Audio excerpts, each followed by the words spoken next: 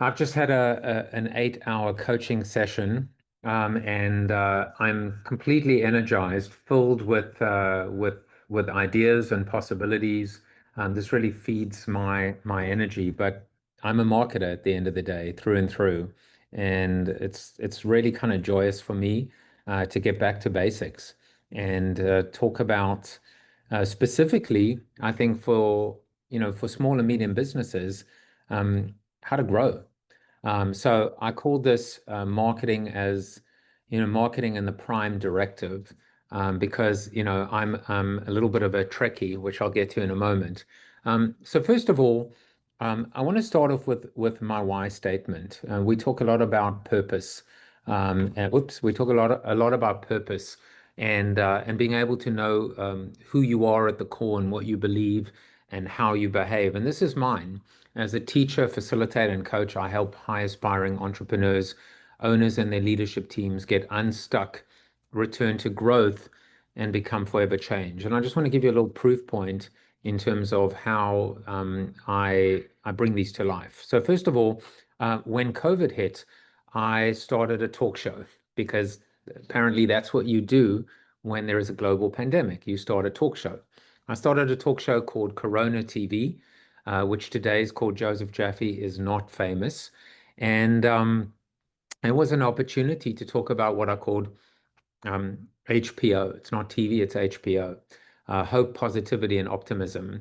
And if there's time left over, a little bit of marketing. In many respects, everything is branded, right? Everything is marketing, and marketing is everything. I'll get back to that in a moment as well. So it was Corona TV. I wanted to poke the bear. I wanted to be able to, in this time of tragedy and despair, find some hope. When people were stuck at home or stuck in general, I guess the best thing to do is to get unstuck. And certainly from a marketing standpoint, there really are two things that we experience. One is we're stuck. We're just, stuck in the mud. We're not moving. But moreover, and more often than not, we're doing a lot of things. We're moving all the time, but we're not actually getting anywhere. So, I think sometimes we think about the duck, right? The duck that looks calm above the water and below feet or busy paddling for dear life. Well, that's one thing. That's the survival instinct. That's just being able to stay in the game. But ultimately, we want to thrive and we want to grow. And so I became an implementer 2 years ago, to get back to basics, to work with small and medium businesses.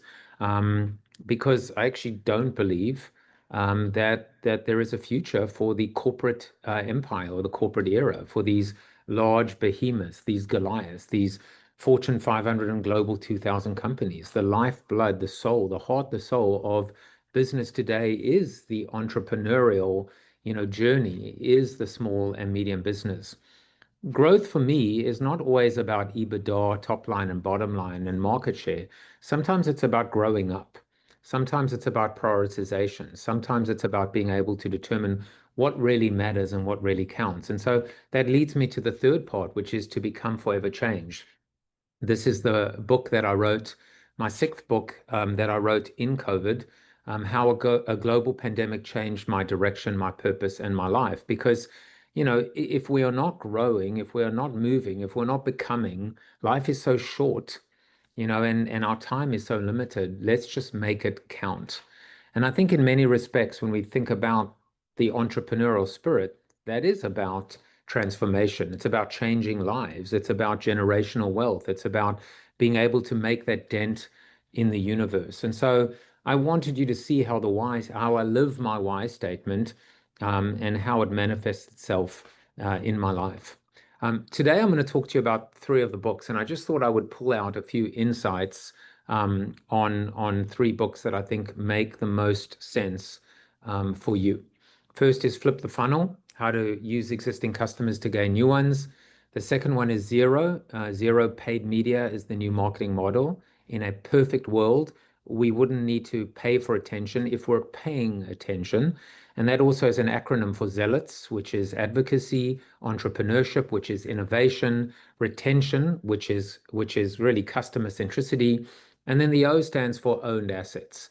What is an owned asset? Your people, your products, your packaging, your storefront, your real estate, your trucks, your data, your customer service, your clothing.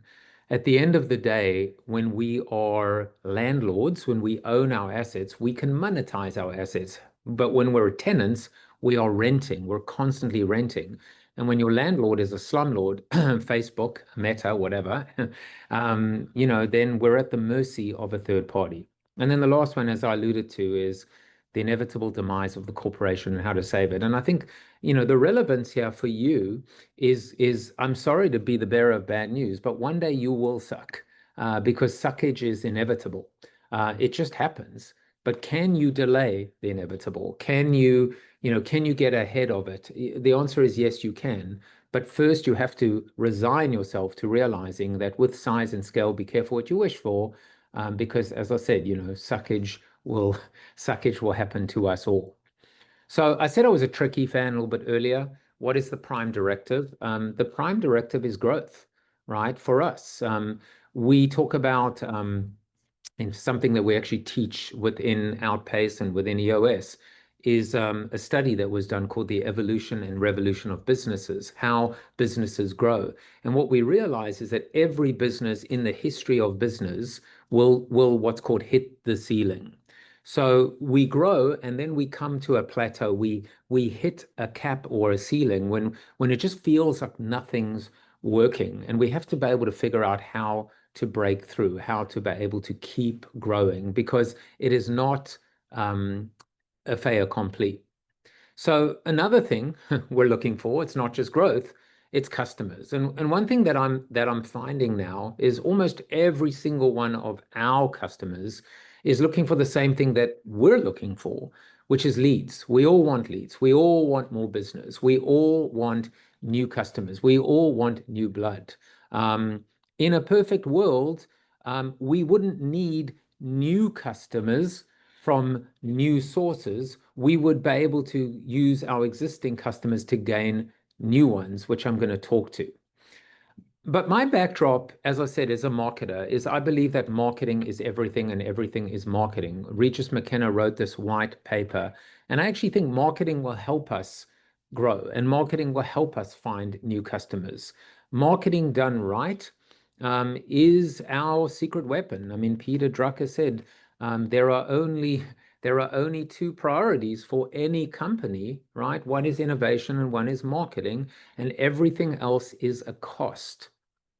People look at marketing as a cost. They couldn't be more wrong. Marketing is the ultimate investment, and marketing is the ultimate differentiator. But I'm talking about a different kind of marketing because old marketing, traditional marketing, is not the way to go, right? The words we use, the language we use, for example, is just all wrong. We talk about our customers as targets. We're targeting them as if they're, adversaries, as if they're opponents.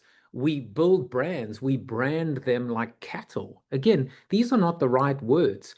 And marketing, for the most part, when it is focused on acquisition and when it's focused on switching and competitive conquesting, I just say, like, why don't we just own the fact that we are essentially chasing strangers and prostitutes, right? A stranger is a first-time buyer, someone that has no affiliation to us whatsoever, has no predisposition, there's no loyalty, there's no trust, there's no relationship, there's no connection. And then we've got the concept of basically switchers. They are promiscuous customers. And the point here is if they switch to you for the wrong reasons, guess what? They'll switch away from you for the wrong reasons as well. If there aren't barriers to exit, if there isn't a reason to believe and a reason to behave. Even the traditional sales funnel, the marketing and sales funnel, I mean, believe it or not, it was actually created by the equivalent of an insurance, like a snake oil salesman, over 100 and almost 20 years ago, E. St. Elmo Lewis. So our models are antiquated. Our models are old. The traditional funnel, the marketing and sales funnel, gets smaller over time when the reality is it should get bigger over time. So I created the marketing bow tie, and the marketing bow tie actually says, yes, there is a traditional marketing funnel, AIDA, awareness, interest, desire, and action. But then something should happen. We should realize that this is part of a process, part of a continuum, And ultimately, the magic begins at the point of sale. Our job doesn't end, our job begins at the point of sale, from acquisition to retention to what I call the new acquisition, using existing customers to gain new ones. And so I flipped AIDA and I created a DEAR, which is acknowledgement, dialogue, incentivization, and activation, using existing customers to gain new ones. And spoiler alert, the end result is a very badly tied bow tie because we will spend less acquiring new customers because it is more efficient to do so, whether it's automation, whether it's AI. I'm sure so much of what you just heard, we will ultimately become better at acquiring, but we will become more effective at using existing customers to gain new ones. And so what actually happens is, whereas the first is linear, the second is more of a self-fulfilling prophecy, a virtuous cycle. So another way to think about it is, when we talk about retention, we need to reframe how we think about retention. It shouldn't be about us. It should be about them. So if we're just thinking about retention in terms of, how do we counter churn and attrition? How do we competitively conquest? How do we get our existing customers to buy more from us? Instead, what I want you to think about is, how can we actually create community? How can we create ownership? How can we create, raving fans? What I created in Flip the Funnel is, actually, even enjoying the conversation, I called it the 3C model: content, conversation, and commendations. And there's a fourth C, which is community. I want us to get away from all of these scenarios, which are actually counterproductive. The leaky bucket, as we fill the bucket, it empties as well. Um, Churn, or churn and turn, right? Just this recognition that we accept an acceptable level of churn, or the revolving door model.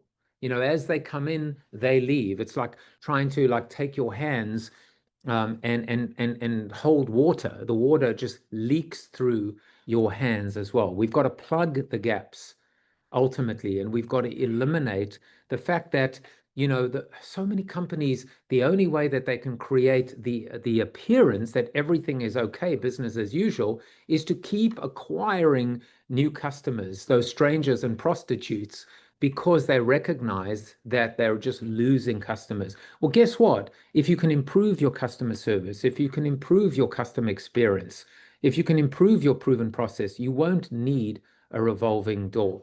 This is just a kind of like a way that I think about what sometimes business looks like today. Oh my god, dude, that party But was hopefully so you can cool. see I almost just and kicked you can that hear the rock. I'm not sound. gonna fall. So that, I mean, to me, that's the problem, right?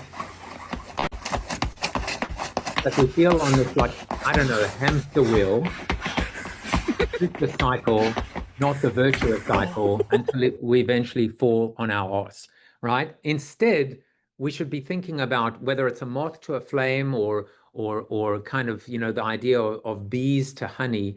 How can we attract? How can we engage? How can we surprise and delight? How can we underpromise and overdeliver? Or an approach that I call hook and hold, right?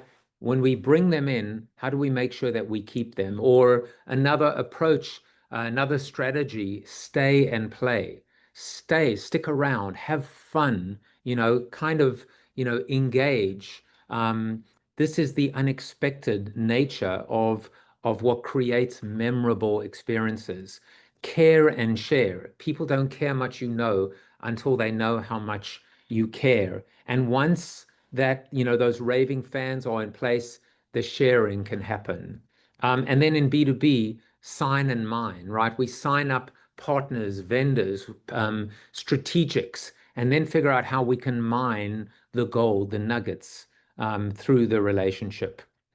So I want to make one more point about community, because at the end of the day, this is one of my favorite quotes. Definition of community is a group of strangers who care about each other a little bit more than they should. That, at the end of the day, is what we're building, right? When we connect the dots, when we have, and I'm going to talk about it now briefly. When we have customers that love us, that tattoo our brand on their bodies, that want to connect with other customers just like them, that want to interact with each other, we're building community. And that has to be the ultimate goal. So a lot of that comes from Flip the Funnel. A quick point about zero. In a perfect world, the optimal media budget would be zero because we would have enough referrals and word of mouth, and data, and community, etc. Um, Another way to kind of bring that to life is something that I wrote about in Flip the Funnel, which is what I call customer obsession. It's really just the same point.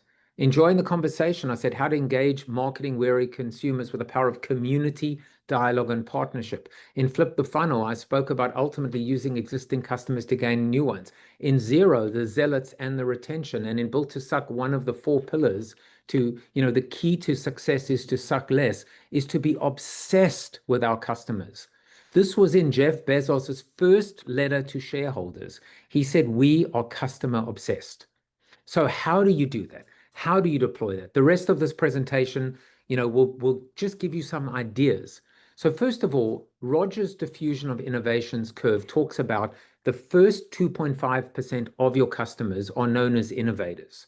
When you start a new business, when you create a new product, when you launch a new service, the first 2.5% of your customers are special. They are first customers. Figure out who they are, learn their names, give them member since, like we see with American Express. Call them founding customers. Figure out how to engage them. At the end of the day, they are very special. Another way to think about segmentation. This is a simple model that I doodled on a napkin that actually says, do you know the 20% of your customers responsible for 80% of your revenue? We all have this. In B2B in particular, we have the heaviest quintile. We have generally 20% of our customers responsible for 80% of our revenue.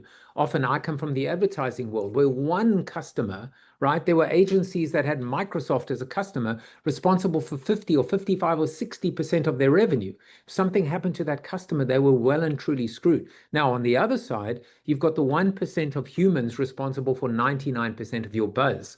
In this word of mouth or social media enabled world, in this influence enabled world, you've got a bunch of big mouths, loud mouths. Generally we used to say that they were, I don't know, basement dwelling, gown wearing, bloggers living in their mother and father's, in the basement of their parents' home, angry at the world.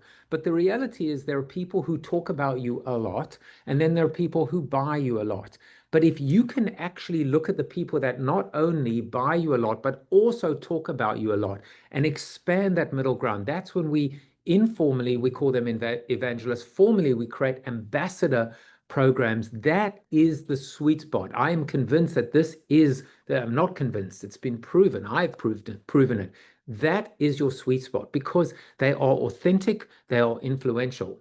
Now, Seth Godin said, basically turn the funnel into a megaphone. So if they don't have a platform, give them a platform. But if they already have a platform, just get out the way and let them do what they do best, which is evangelize on behalf of what you're talking about. So here I am. You can see me. I'm wearing an orange jacket. This is one of my own programs. And one of the things to do is to incentivize referrals. My clients, when they refer 5 pieces of business to me, they get what I call the exclusive, sought after, in demand, and coveted orange jacket.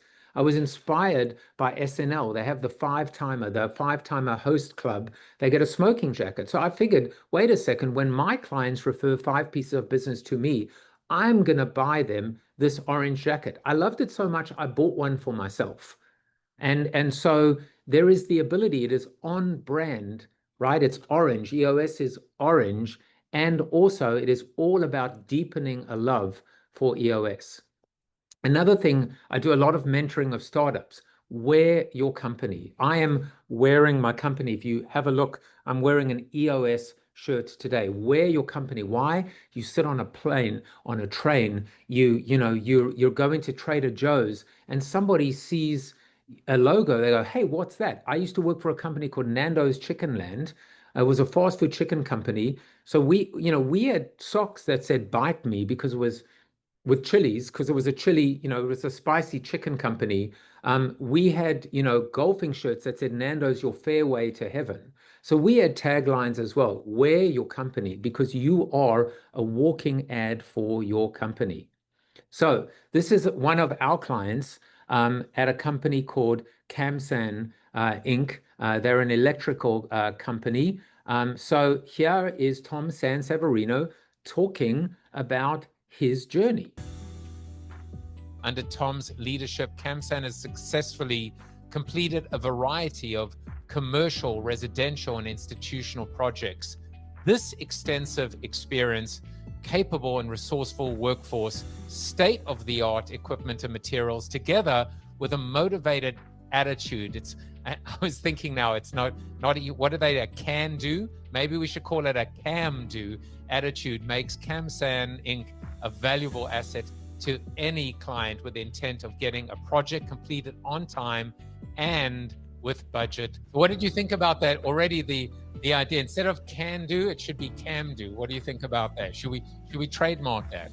I like that a lot. I think that's a great idea. I actually like cam do. Cam do makes a lot of sense. And that's our attitude that we have here. If you have an issue, we could do it. We have a solution, and that's being an optimist. We often drive that. So that's just an example, of being able to evangelize on behalf. Never waste an opportunity to tell your story, to passionately talk about why you started the business and what makes you different and what makes you better and what makes you special. And in many cases, it doesn't cost a dime. So one of the leadership abilities that we teach and train at EOS is simplify. And so ultimately, as we talk about KISS, right, keep it simple, stupid, is always being able to get back to basics. We have a tendency to complexify everything, to make everything a lot more complicated than it should be. When we're telling our story, where did it begin? What was the insight? What was the pain point? What was that frustration or that curiosity that you decided to do, or your founder decided to do, or your grandfather decided to do, if you're a family-run or family-owned business? So many of the largest companies today, Apple, Google, Amazon, Harley, Disney, Mattel, they all started quite literally in a garage. We talk about this idea of like the startup garage. They all started there. I love this example. Denny's was about to invest, I don't know, over $1 million to hire a whole purpose-based agency or consultancy. Maybe it was like a McKinsey type of consultancy to help them create their purpose and their why. Well, here's the thing. We teach this as well, that you don't create whys, you don't create purpose, you discover it. It's already there. You just have to excavate it. You just have to be able to get back to your roots, get back to basics. And so in many cases, it's there. You just forgot it. You complexified it, or you just got distracted.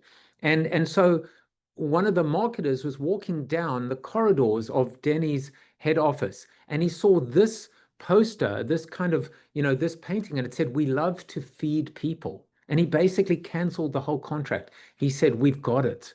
We forgot it. We love to feed people." That was their why. That's what connected them to their customers and their customers to them. So I encourage you, it's so funny. This was actually in front of me today, in our session room. It says one day or day one, you decide. So I think what that meant was, are you going to do it one day, or is today day one? It's the same thing. Today is day one. The head office of Amazon is called, the big high rise in Washington State is called day one. And Jeff Bezos, in that same letter to shareholders, said today is day one. When he spoke about customer obsession, and he said the minute and the moment it becomes day two is the day that our slow and steady decline to oblivion, or as Mike Tyson would say, Bolivian, will set in as well. every day should feel like day one. It's like a marriage, right? Every day should feel fresh, should feel vital, should feel new. The minute that we get too complicated or too complacent, we lose. And so I'm going to hand back to the panel in a moment. But the last thing I just want to share with you is remember from Glengarry Gary Ross, always be closing ABC. This was a panel that I put on years and years ago in my previous life, and this was Frederick working for a company called Lumo, and he was presenting to a bunch of marketers at Intuit, and he wrote down behind him bit.ly/, lift Intuit, offering them 25% off. Where your company, realize that you are the ultimate PR machine, and never ever stop selling and never ever stop closing, because that passion, it's just infectious. It starts with you and it bleeds all the way down to your customers. So thank you for the opportunity, and back to you, Leanne.